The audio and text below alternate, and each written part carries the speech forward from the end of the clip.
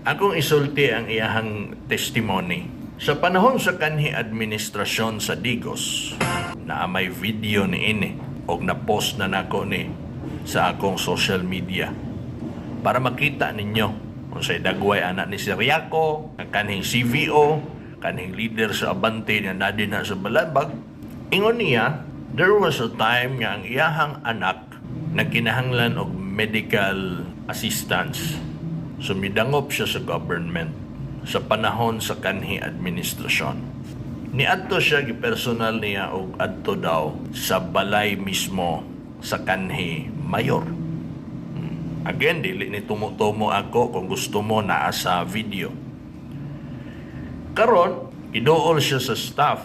Gipangayo daw ang reseta.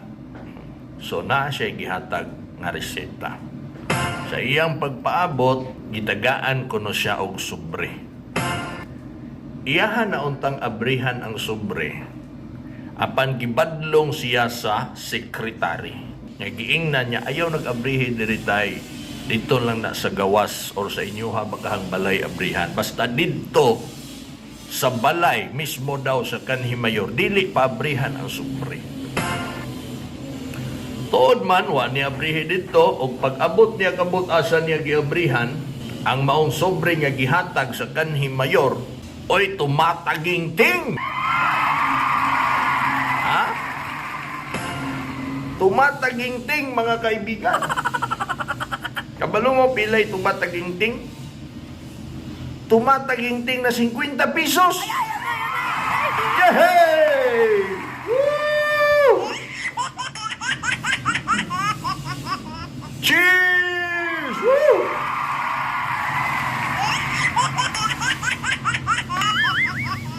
₱50.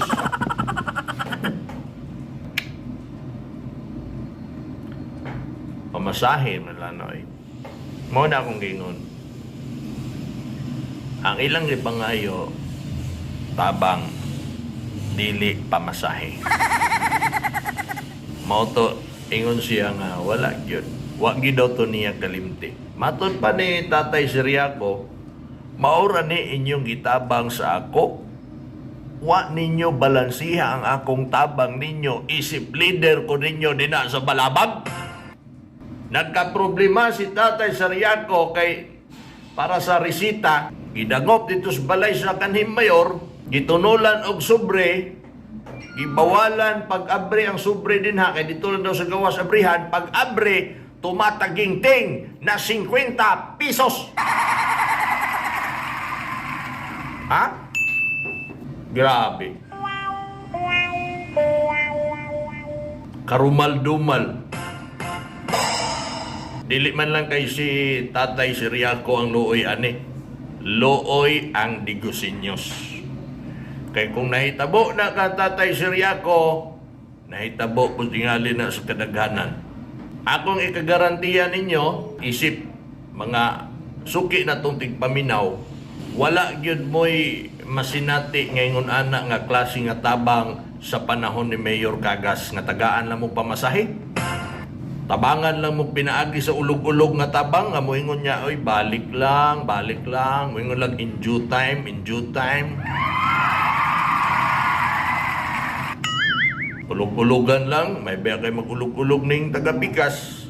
Ulog-ulog lang kutob, madala ka, awag yung kayo madawat yung tabang. Tagaan ka lang pamasahe. Diba? Para sa itong mga suking tigpaminaw, ako yung kagarantiyan ninyo nga di yun mo makatilaw anay yung anak nga mata nga tabang at tagaan lang mo papamasahe. Kaya kanang ingon anak nga klase nga tabang mo na itabang sa panahon pa ni Mampor. Kinaraan. Karon, millennials naman taron. Modern na ang klase nga tabang, modern na ang klase nga kanang pagpangalagad. Ang ipagkita ni Mayor Joseph Cagas sa Digos. Ang itabang ni Mayor Cagas sa inyo, kanang tinuod niya makatabang. Dili kay tinuod niya pamiliti. Ako ba nagsauna na hospital, na-admit, itong Diyato ko sa ilang balay. Anong buntag sa'yo? Ngayon kong tabang. Tinuod man. Yatagan ko niya og sobre. Unya dayon ang katong sa ako ani anong sa anong lay tambal bitaw. Akong ipakita niya. Or sita. Ang katong iyang katabang, mo ni ako dito. Tagaan ko tinuod og kanang sobre. Kasi gipayan ako, kay sulbad akong problema. Kay mugawas ko, nakoy kotlungin nga batal. Pag ingon ko yung katabang, ayaw sa kabihin dito na gawas. Ang katong bisita, iwala to niya, lain ni ayang butang. Paggawas ron ako, akong gibrihan, kalo si Ginoo taon, 50 pesos. Tabang na? Hindi na ko itabang. Nagkakinon ko, kung isa naman yung style ni, 50 pesos. Oo. Sa tinaw na, hindi ko maulaw ba? O niya karon, ningon ko nga, kung saan naman lang ni, 50 pesos. Wala nila hanaa kung saan ako pagservisyo. Nga halos katong imong mga tabang ni World Cup makikaway pa mi. Kaya dipinsa ko niya. Pero sa kang gihimo, wala di ko naglipay ba. Muna nga, ibalik ko palingki. Tagpuan ako si Inday. Mas dako pag tabang nako. Ani itong ihatag na kong kota. Isang gatos, layo. Kamahaw. O, tagay mo isang gatos ni Inday.